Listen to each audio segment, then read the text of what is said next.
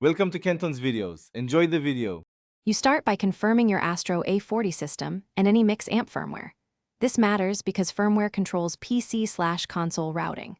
Once you have cables, USB-C for chat and power, optical adapter for PS5 disc models, or digital adapter for slim, connect mix amp to power.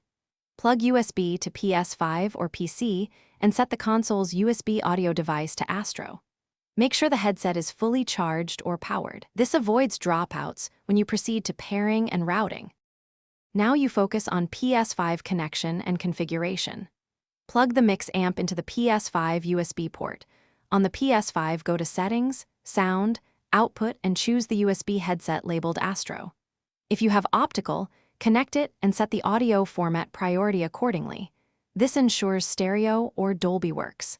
Use the mix amp dials to set game versus chat balance and select your EQ preset. This tunes clarity for voice and game audio.